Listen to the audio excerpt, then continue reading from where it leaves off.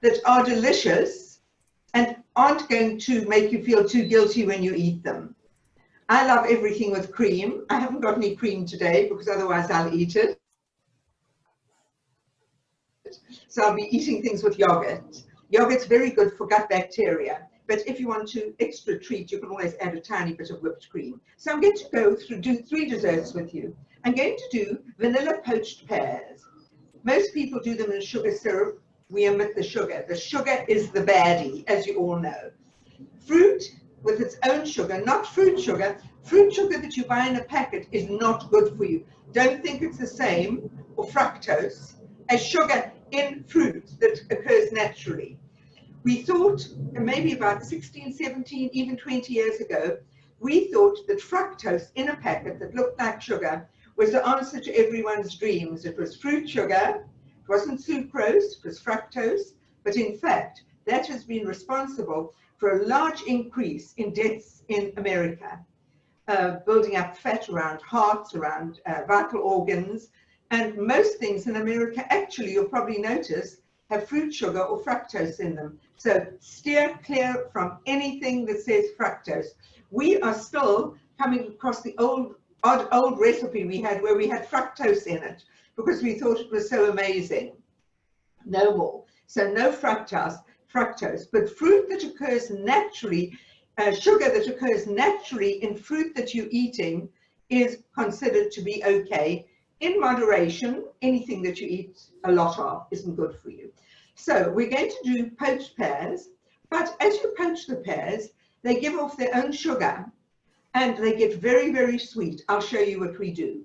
We're going to do an apple crumble.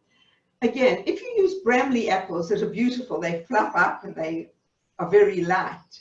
Bramleys are sour and they need a lot of sugar.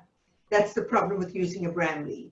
Likewise, using rhubarb, we haven't found a way of sweetening rhubarb that is good for you yet. We do use rhubarb, and we just have a little blob of rhubarb because it's sweetened with sugar. You could use honey, but anything that is a sweetener has to go into rhubarb. At Cookery School, we don't use any artificial sweeteners at all, even the ones that are supposed to be okay, like stevia and various other ones in the market. We just use things that have grown naturally. And sugar, we try, if we are making a cake and it has to have sugar, we use sugar. But then we try and not use sugar any time that we don't have to. What we use very successfully when we need sweetener is concentrated apple juice. This is an organic apple juice that's just apple juice that's concentrated. And because there's so much sugar in the apples themselves, you get this lovely sweet juice. When we have children at Cookery School and we give them juices when they come in, we just pour this into a jug, mix it with water so it's no longer concentrated and goes down a dream. They love this apple juice. So really good for sweetening. If we want to, we can add a little of that to our crumble today. Then I'm going to show you how to make something that my mum used to make called rotgrot. Anyone from the Scandinavian countries, sort of more Nordic countries, Germany, those sort of countries will know that red fruits are used a lot. And in rotgrot, all you do, you take your red fruit, you cook it, you strain it, get rid of the pulp. So you only have a tiny bit of pulp left, get rid of that, goes into your compost heap, and then you thicken your rotgrot, no sugar in it. The only sugar it gets is on the very top, like a half a teaspoon of sugar. And it's quite tart. I think it needs yogurt or cream, of course, to make it really, really delicious. So I'm going to show you how to make rotgrot. It is, whenever I serve it, everyone says, what is this? We've never had it. Amazing dessert, very forgiving. You can make it the day before, great for a dinner party, and we'll do that. And then finally, because we're very into using food that could be wasted, we're going to show you how to make a banana ice cream. I balked at it for years. I thought, oh, that sounds horrible. And I have to say, I'm a convert. Just take your bananas, you pop them in the freezer. If you want to, you can peel them and cut them up. But I actually am beginning to think they work better if you just pop the whole banana with the skin into the freezer. And then when you take it out, You just take it, peel it off. It peels with a knife very, very easily. Pop it into a machine, blitz it until it's really creamy, and you get this most wonderful, wonderful ice cream. So I'm going to start by showing you how to do a crumble. Because I want you to see what I'm doing, I have washed my hands. I'm going to make a really wholesome sort of crumble. And I'm going to just use oatmeal, not even using flour. I'm using oatmeal, and I'm going to rub this butter, or you can use oil or coconut oil. I'm using butter. I do love butter. And if you have a lovely buttery top, then it's fine for you. A lot of people say, oh, butter, it's really fatty, it's not good for you. We used to say that. In the years that I was growing up, we didn't even eat butter sometimes because there was this myth that butter wasn't good for you. And in fact, it's debunked now. Butter is absolutely fine for you. So I'm going to, like I'm making a crumble, I'm just going to crumble the oatmeal through the butter. Just take me a little while, and while I'm doing it, I will chat to you. Now you can flavor the crumble any way you like. The crumble, if you wanted to, you don't have any objection to, and you want a bit of flour, you can add a tiny bit of flour or wholemeal flour to it, but I think it's lovely just with the oatmeal. And if it's a little bit oily or buttery, it gives it a little more crispness, and I think the crispness is really lovely in it. So I am going to just rub this all through. Do you know, I've got a horrible feeling, and I'm right. I doubled the butter. I thought I don't usually put as much butter in as this. In weighing it out, I doubled the butter. So no wonder it's lovely and fatty, too fatty. So what I'm going to do is I'm just going to add a little more oatmeal to it. I'm just going to wash my hands and add some oatmeal. Things like this do happen from time to time. And one of the, as I always say, one of the Cookery School principles is if we make a mistake, we share it straight away. We never cover up, and I'd never dream of saying that's how it looks, because that certainly isn't how it looks. So I've got oatmeal. I'll just grab some oatmeal. I'm sorry, it's a little tedious when I grab things because I'm one-handed. One hand doesn't work as well as it ought to. So that was about the right amount. I'll just pop that back. You probably notice I keep everything in bottles. They're very old bottles. That's why you can see they've got lovely red tops. I think they were one of the first sort of things that Tesco did in their home kitchen range years ago. That's more like it. And it's still going to be lovely and buttery, but it's not, you can see, it's not as clumpy as it was.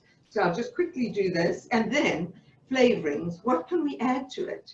Well, we want a bit of sweetness in it. If we want to, we can add, so I'll just show you how to do it. We could add a little bit of that apple juice to it, just because I'd like to show you how you can use it. Or I'm going to add some nuts, just crunch some nuts up in my hand. I'm going to add some cranberries, and you can add some chopped almonds, at least some, not chopped almonds, oh, you could add some chopped almonds if you want to. Some apricots, dried apricots, because they're very sweet and they're good for you. But if you're buying dried apricots, don't buy the ones that are orange. Orange apricots are not very good for you. Orange apricots are full of sulfur dioxide. All the fruit that you see that keeps its bright color like that have got preservatives in them. Preservatives aren't brilliant for you. The sulfur dioxide they put into everything keeps them going for a long while, and it stops deterioration. That's why they tend to use it in wine. So there we go. There our crumble is, all mixed together, right? It's clumpy, but that's what we want. We want a clumpy crumble.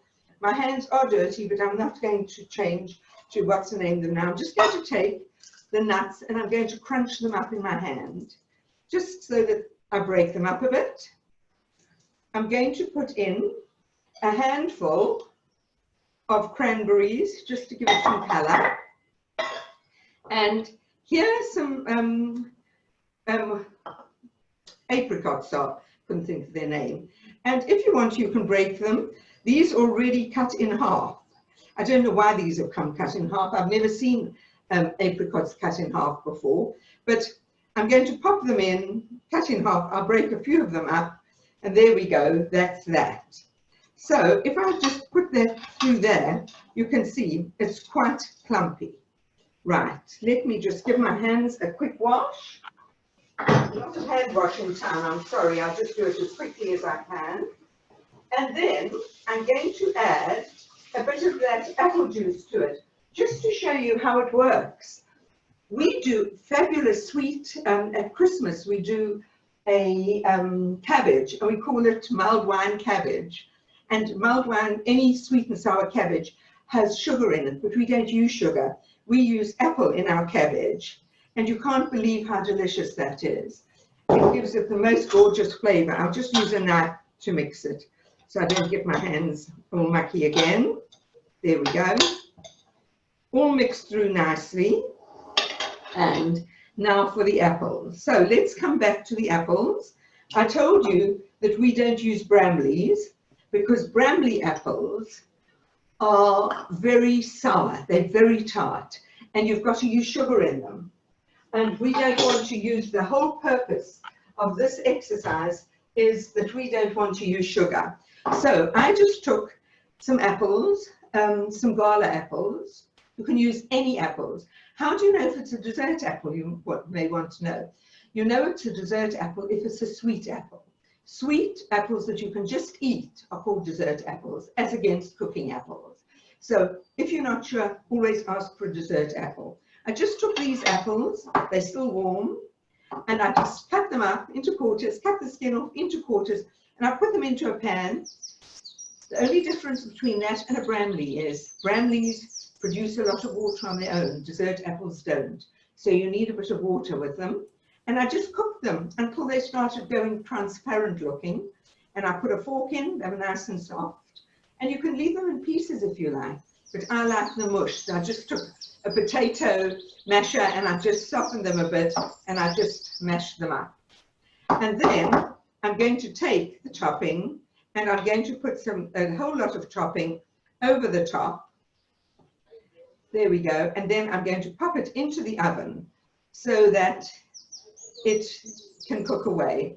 I've got far too much topping there, but I'm very pleased about that because at Cookery School, we always keep a bag of topping in the freezer, and I try to at home as well, because if you are preparing apples, do a whole lot in season, freeze them, all you do is take out your tray of apple puree, your topping's ready, pop it on, and you've got an instant dessert.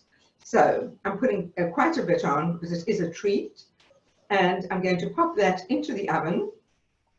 I'm popping the fruit underneath a bit, just so it doesn't dry out. I'd rather have the bit of oatmeal and butter on the top than too much fruit, because the fruit might overbrown and dehydrate. And this topping is going to be frozen. Put it to my freezer. It is, if you make muffins, sweet muffins, and you just top them with a little bit of the crumb topping, it just makes them look beautiful and they taste very special. So that is apple crumble, no sugar in it, and a real treat. I'm going to pop it into the oven and we'll let it cook away while we get on with our next things. Oh, Rosalind, we've just got a question. Yes. What's the name of the apple juice that you use? And also, where do you get it? This particular apple juice we get from Suma. Suma is a whole food supplier, and you'll find it all over, S-U-M-A. And it comes in different sizes. This is quite a big bottle. Thank you. It keeps in the fridge for absolute ages. I always have a bottle. In fact, I'm putting it straight back into the fridge because I keep it chilled. Thank you, that's great. And how long do you put the crumble in the oven for? till it's brown, probably about half an hour, 20, 25 minutes. I would say, depends on the size of your crumble, there's variation in the oven. If you're cooking, it'll give you an idea, 20, 25 minutes. But be a wise cook, trust yourselves. If my husband always used to say to me, I'd say, would you get something out of the oven? And he'd say, how do I know if it's done? I mean, I'm not talking about something like a chicken where you have to be careful of salmonella, but I would say to him, do you think you could eat it? Does it look like you could sit down and eat it now? And he'd say yes. I'd say, well, then it's done. So I would say, with an apple crumble, if it looks lovely and golden and crunchy, and you feel it's ready to eat, consider it done. Then you don't have to, the apple's already cooked. The crumble, really, the butter's just going to go through it. You want the oatmeal to cook a bit. There's nothing that is dangerous or raw in it. So just use your common sense and gauge it. Okay, next thing I'd like to do with you is show you how to do these pears. These pears are really delicious. We do them so often at Cookery School, and they always go down a treat. Now, you can use, we use a vanilla pod, but you can use vanilla powder. Do you all know what vanilla powder is? Would you like me to show it to you? Yes, please. Yes? Let me get it. Sorry, entertain yourselves while I just get it for you. I'll show it to you straight away.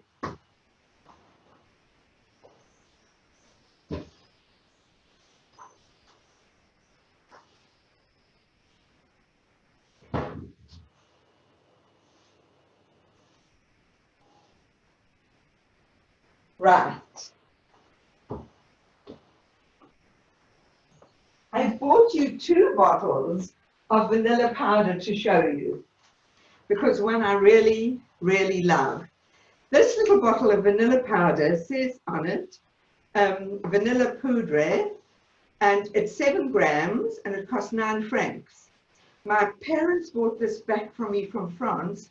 I think it must have been, hold your breath everyone, I think it must have been about 1984, or maybe even before that. My mother died in 1986 and was well before that. I still use it all the time.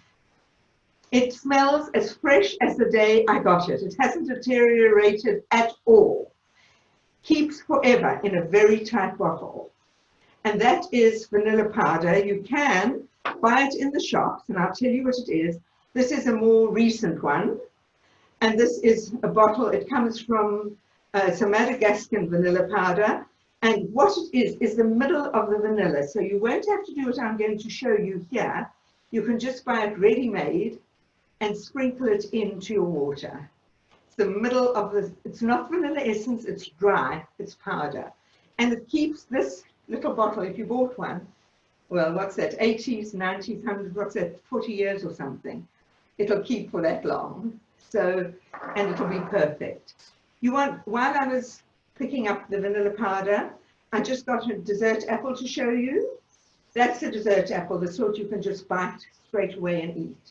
It's got it's sweet, and as it cooks, the sugar from the apple actually makes it even sweeter as it concentrates and you heat it and cook it.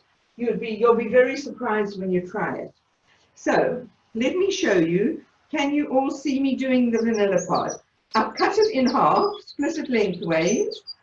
I'll take this one and I'll try and split it lengthways.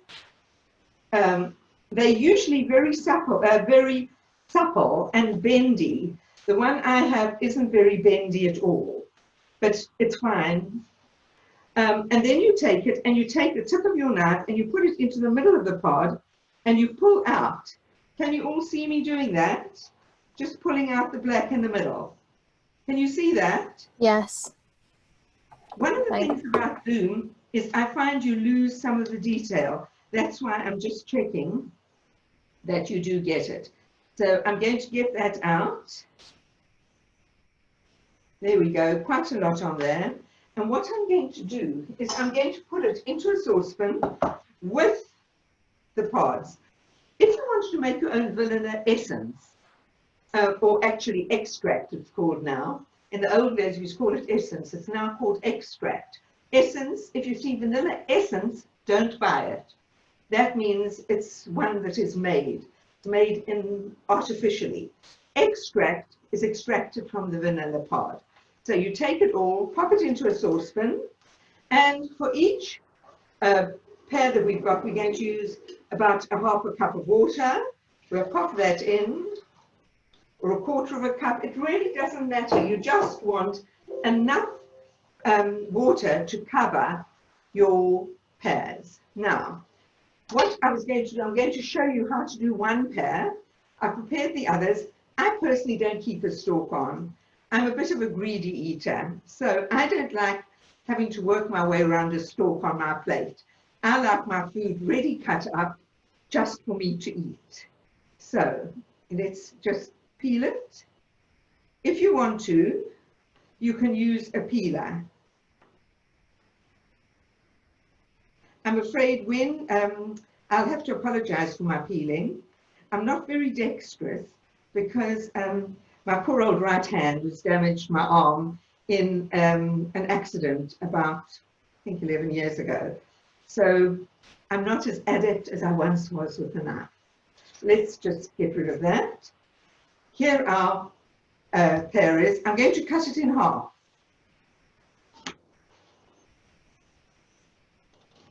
Right, and whoops, not very neatly cut that. And if you look at your pear, you'll see that over here it's got the pip at the bottom. At the very bottom there's a little pip there. Take a teaspoon, just put it underneath the pip, turn it around as if they were scooping, like with an ice cream scoop, the pip out, get behind it, and there's sometimes, there we go. I'm going to pop that in. And I cut this, I did a double cut, which was silly, but on the pear, so I made a little double cut on it. But again, pop it behind, scoop it, pull it out, and you get a really nice little scoop. All the ends here go into the compost. I'll just get rid of them. Whoopsie. And here are ones that I did earlier, of course. And I'm going to just take them, and I just peeled them just beforehand while I was doing the apples. If you want them big, you can leave them big. If you prefer nice, elegant, long ones, which is what I do, I start where we left off. So, all we've done with the pears, you all could see how to prepare them, yeah? You all know how to put the vanilla into water, no sugar.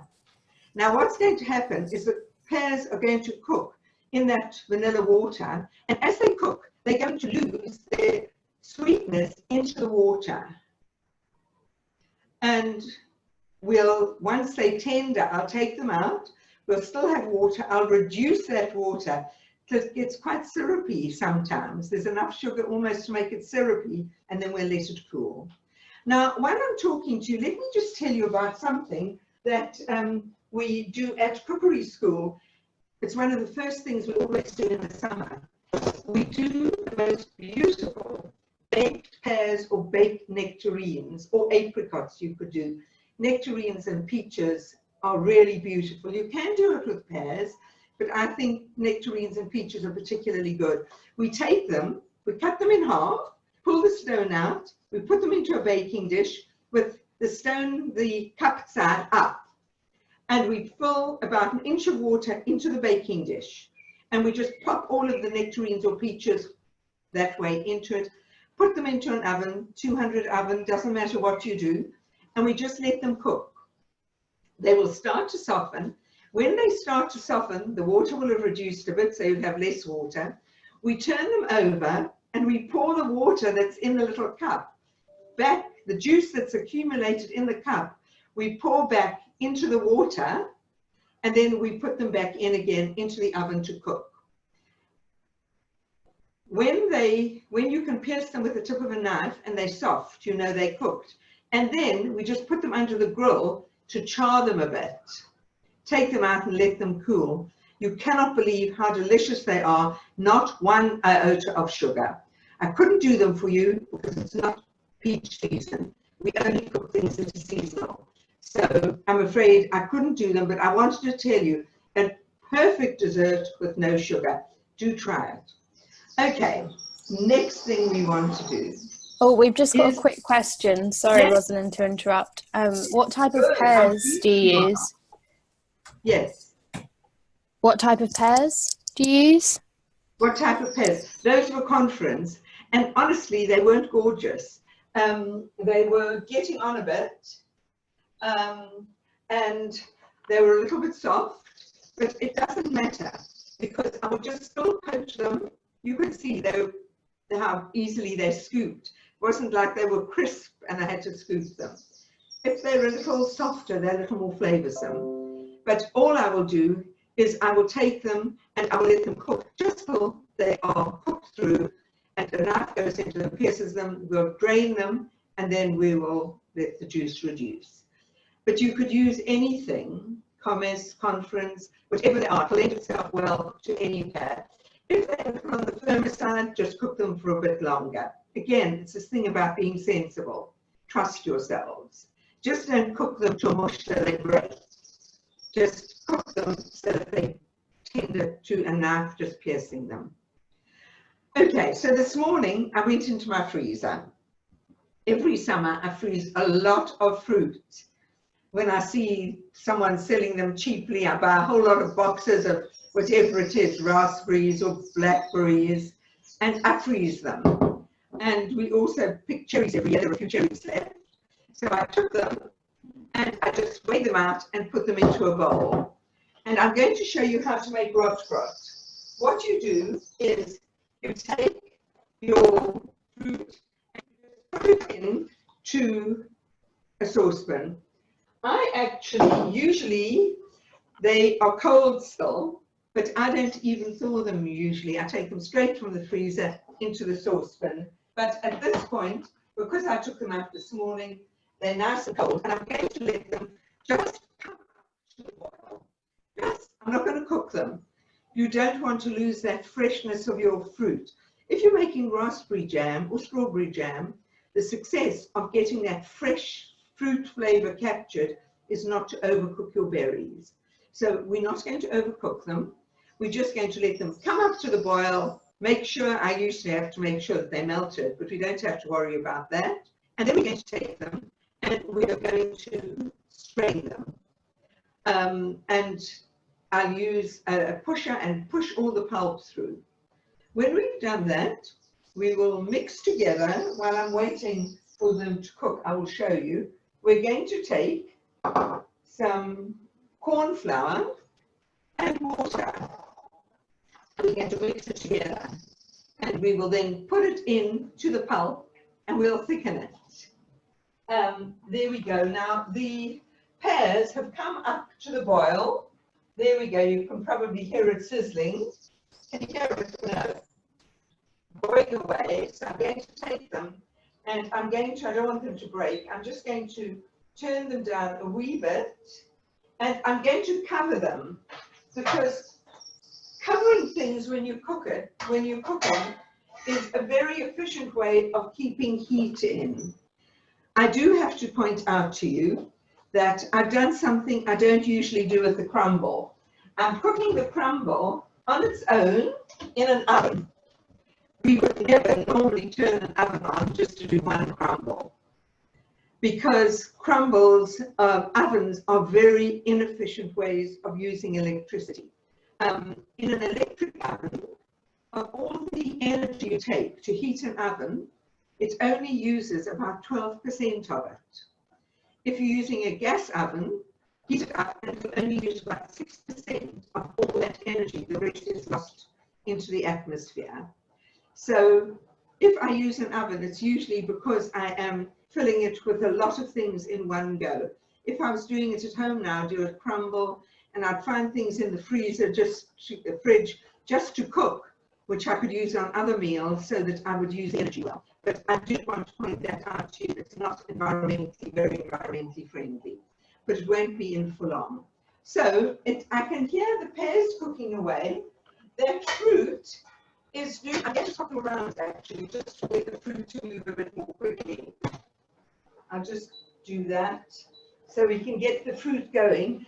And I'm going to take the corn flour and I'm going to mix it into the water. You could say, you could put the water into the corn flour, but it's quite forgiving. It will just mix together however you do it. But you want to make sure that you've got no lumps. You just keep mixing your corn flour and water together until all the corn flour is dissolved. There we go. And that's what we're going to use as the thickening agent to thicken the puree. Now, this morning I did one because I wanted to take you through every step. So what I did this morning was I did one batch and I pushed it through. I will show you what I did in a mo. There we go. We're almost there with this. Let's just show this to you.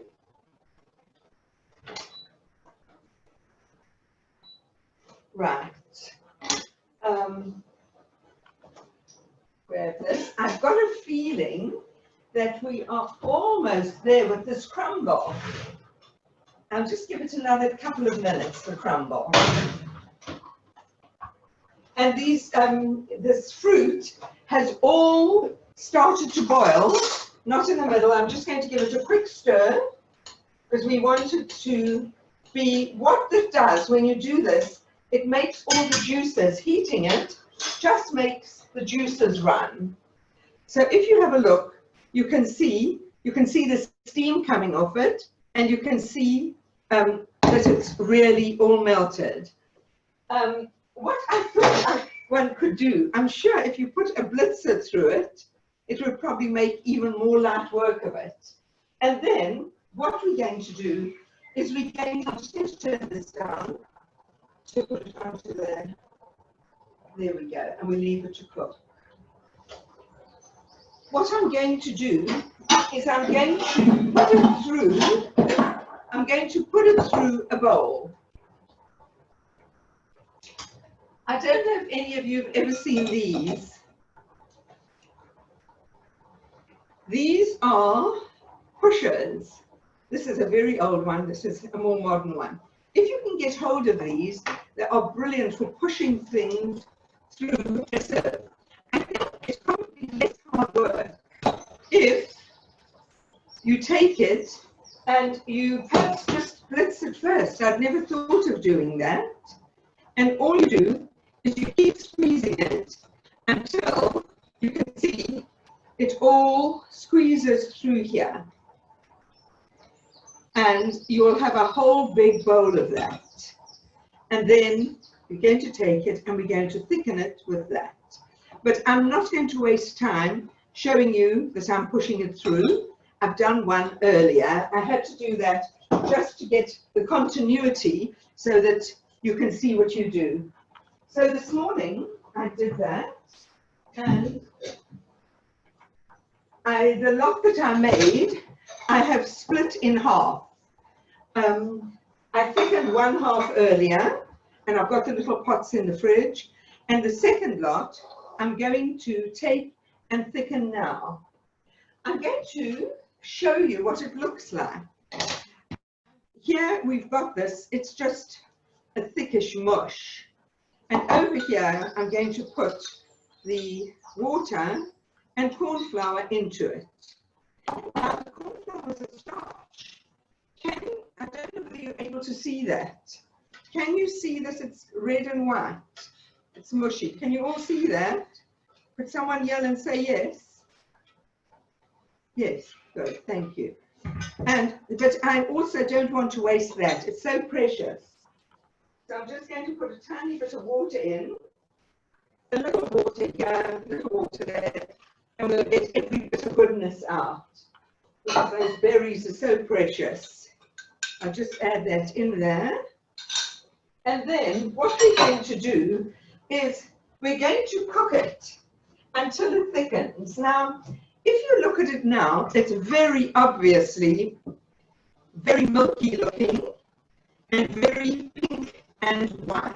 Okay, I'm going to put it onto the heat. And what's going to happen is as it heats and it cooks, it's going to become translucent. It actually becomes quite almost like a jelly. It looks almost jelly-like. And I'm going to leave it at that point, cook it until it's all transparent. You'll see some parts are going to look milky, other parts will be transparent, and you cook it until it's all transparent. That's what we want to do. Once it's all transparent, we know it's cooked. Now, just a minute, if you're using something like flour or corn flour that's a starch, and you've got to cook it, what you want to do is, I'll swap them again. Whoopsie. There we go. Let's do that again. You want to cook the starch out. If you eat starchy food, it's got a horrible taste. If you've ever bitten into a raw potato, that's what starch tastes like that isn't cooked through. So we don't want that. So what you've got to make sure is that you cook that starch so that it doesn't taste like a raw potato. And how do you know if you've cooked the starch out sufficiently? What happens is your mixture starts to thicken. You can see it was very watery. It's watery still. But as the starch starts to cook, it starts to thicken your mixture. And it will go transparent and thicken. You'll know it's cooked at the point that it doesn't get any thicker. Like if you're making a bechamel, your flour will thicken, and then there will come a point, it doesn't matter how much you cook it for, it doesn't thicken immediately. It just, and that means you cooked out all the starch. What I would always do, if you're not sure if you have cooked or haven't cooked out the starch, what I would do is I would taste it to make sure it doesn't have that raw potato feel. So we'll just thicken this, and then I will show you what you do with it. So really, you can see it's such a simple thing, and it's so dramatic. It's really, really dramatic.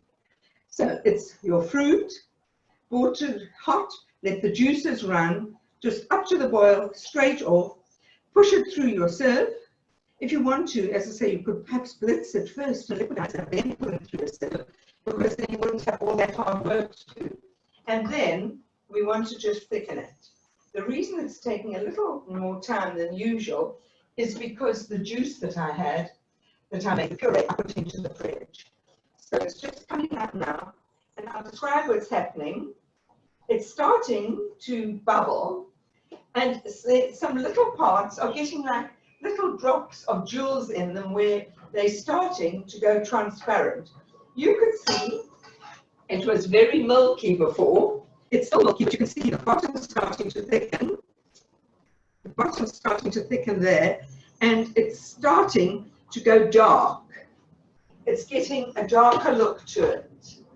So we'll do that. It's just almost there. It literally takes a minute or two. It's a very forgiving pudding as well. Almost there, and then we're going to pour it into the ramekins. It's going to make 6 little ramekins in all. I did it in half. This is half the mix that I'm showing you now. And it's getting thick, but I wanted to show you, it's getting thick. But if you look, you will see there's still bits that look milky. I don't know if you can see that. There's a bit of a milky look to it. You don't want any of it milky. You want it all to look really jewel-like. So let's just do that. Quickly get it really thick. And then we'll pour it into the ramekins. It's starting to bubble like mad. And it's gone very, very thick. And it's gone very dark red. You'll see that now. I'm just making sure that there isn't any part of it that looks milky. There isn't any part that looks milky. And here we go, I'll just turn that off again. And here you go. Have a look at the difference in texture. Can you see? It's gone thick and it's gone very clear. It's almost, when I said jewel-like, and I said to you I was going to taste to make sure it had no corn flour, that potato starch in it. Taste. No, it's all cooked away. If you want to, you can put in a tiny bit of lemon juice. I'm not going to because I think it's quite tart anyway. But if you want it more tart, you can put a little bit of lemon juice in. And then we'll just fill these ramekins. 1, 2, it's a wee bit more, this one. And it really couldn't be a much easier dessert. You can see, very easy. You could make it the day before a dinner party. And it's actually gorgeous for breakfast as well, with yogurt. There we go. I'm just going to get every bit of goodness out of the saucepan. Just don't want to waste a drop of it. There we go. So that is your rosbrot made, but we could put a little sugar over it, only a half a teaspoon of sugar. That is all that it's getting. And what that does is it stops it getting a skin on the top. Just do another half here. And as it melts, it just gives it a very, very, very thin layer of sugar over the top. And that's all the sugar you need. It's not a lot. You can see I'm using a very small teaspoon as well. There we go. And they are our little rosbrots. And I'll let them cool, and then I will put them into the fridge. I'm going to show you now what they look like once they're done. Here are the ones I did earlier. You can see, there they are. And all you do is you take a little bit of almond and you put a bit of almond over the top, like that, just to finish them off. And you can just a really beautiful pud. I'm not going to taste it because you're not going to be tasting it, so there's no point in me tasting it, tempting as it is. Right. Any questions before we go on to the last bits? Questions, anyone? No questions? Right. So I'm going to get the crumble out to have a look at. I think these are coming on a treat. I'll feel them in a minute. Let's get the crumble out.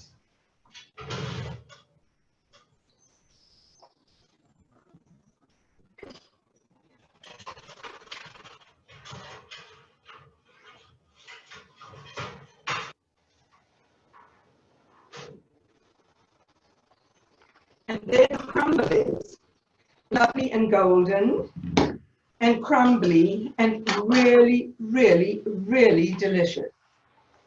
One of the things we won't do at Cookery School, we won't do things just because they're healthy or good for you. They've got to be delicious, otherwise we don't bother. So I'm going to quickly run over it. The crumble, I think you could all do. The pears, you know how to prepare and clean. And the rosbrot you've just seen. So let's just have a little look here at these pears. What we want to do with the pears is we want to check that when you touch them, a knife, a very sharp knife, put into them, just pierces them. So we just want, oh, that's perfect. I'm going to show that to you. I think I'm going to pop them into a big bowl, a very big bowl. I'm going to take this bowl and I'm going to just drain them. I'm first going to show you how I know they're done. Look, you can see the knife goes in and just goes in very easily. It pierces them with no trouble at all. So we know they're all done. I'm going to take them out. I'm going to put them there. And they've got those lovely little bits of black vanilla on them. The vanilla is very beautiful on them. There we go. I'm going to pull these out. We don't need them in the bowl. There we go. Oopsie. And one more. There we go. And then I'll pull this one out as well. One more. Now you can see this is very watery. It's just a watery water. A vanilla, a pear flavored water. But what I want to do is I want to really reduce it as quickly as I can. I want it to get almost syrupy. I just want to taste the water and tell you what it tastes like, because I want to see it's actually rather sweet. So if I reduce it some more, it's going to get very sweet. And then we'll pour a bit of that over the pears. And it is just the most perfect dessert. Very light, chill them, and then you can serve it with yogurt or anything else that you want to serve it with. Okay, so that's our next dessert. And the final one I want to do with you is the banana. I've got a frozen banana. I've had to keep it in the freezer, so I'll just get it out. I popped quite a few bananas into the fridge. I'll just use one very big banana. Look at that. One very big banana. And I'm going to use a board just so that I can cut it on something, because I don't want to cut myself. And I'm just going to take it and cut off the end. Okay. And it should peel quite easily. I did 3 this morning and they peeled very easily. And as you do this and you cut, use it this way and you cut, or you can cut them down, probably safer if you cut down, just cut through the skin. And you'll see it looks hard, but it actually is very, very soft. I don't know if you can see how soft it is. I have an American friend who says that she takes a banana and she slices it lengthways into strips, and she freezes the strips and eats them. She says that's one of her favorite snacks. I can't say I've ever done that, but I see no reason why it wouldn't taste delicious. So there we go. We'll just cut this, all the skin off. And then we'll put it into a blender. And we'll just blend it. It looks very unprepossessing. You would not believe that this is actually going to make a very, very delicious ice cream. And that's the preparation that I'm doing now. The only thing is make sure that you get all the skin off. You don't want any little bits of brown skin left. And it's peeling off, you can see, very, very easily. There we go. Just clean it the other half and then we'll pop it in to the blender. While I'm doing that, I'm just going to have a look at this juice. I've churned the syrup, or the water, I suppose you could call it a syrup now, from the pears. I've turned it on very high, and I've taken the lid off so that I reduce it as quickly as I can. And we're looking for nice syrup. I think you can see as it pours a wee bit, how much more easily it's coming off. And we've got a nice clean banana there.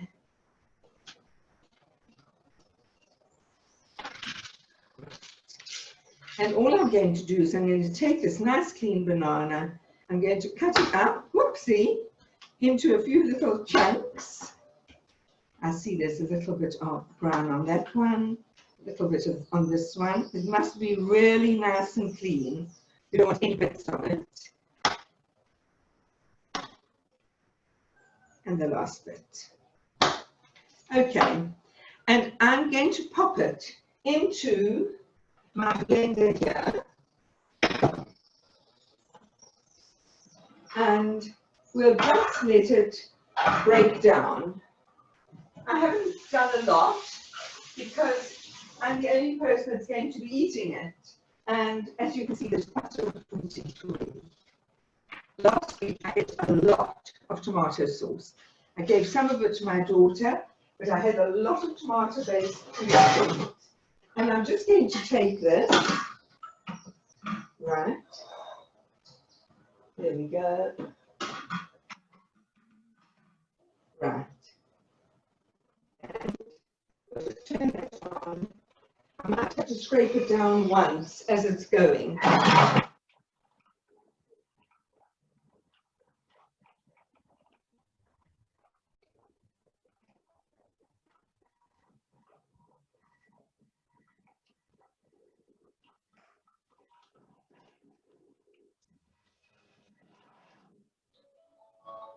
Let's see what it looks like.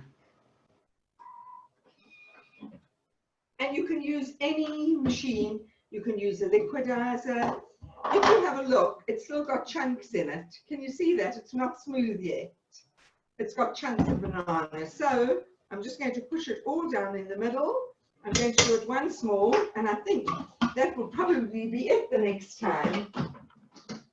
Right, turn this on, turn that on, and we'll just let it. And this is doing beautifully.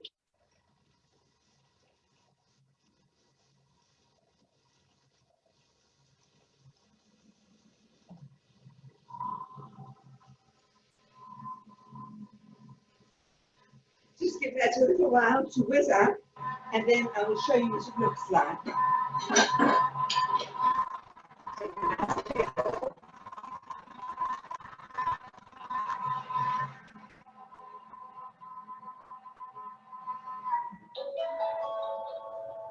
There we go.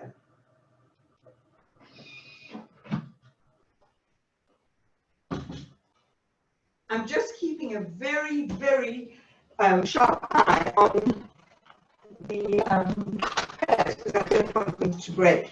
This, everyone, is magical. Look at that. Can you see? It's a creamy mass of ice cream. Look what's going to come out of it. Just watch this. Did you imagine that? I don't know if anyone has ever done this, but I will taste it because it smells amazing. And I, of course, would have it with a little drizzle of rum over the top. I think that makes it really, really special. And I'm going to give this just a minute or two more. The syrup, it's getting quite syrupy, but I'd like it a little more syrupy. And have a look at this ice cream. Holds its shape, perfect ice cream, and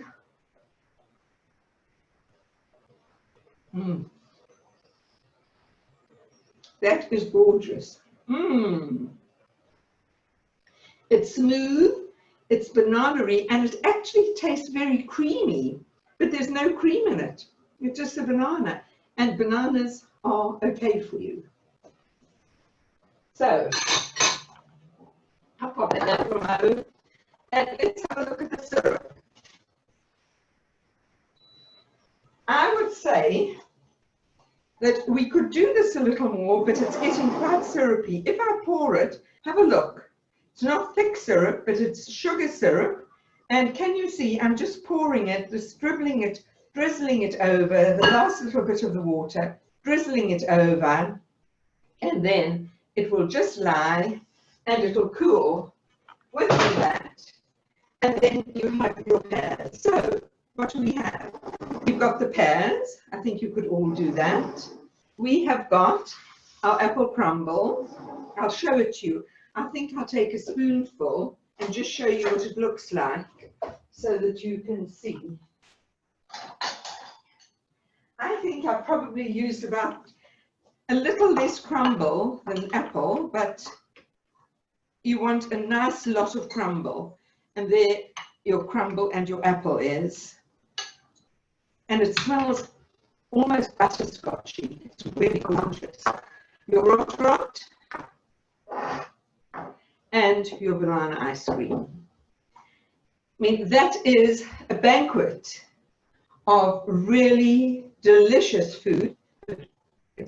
You're not going to eat it and feel guilty.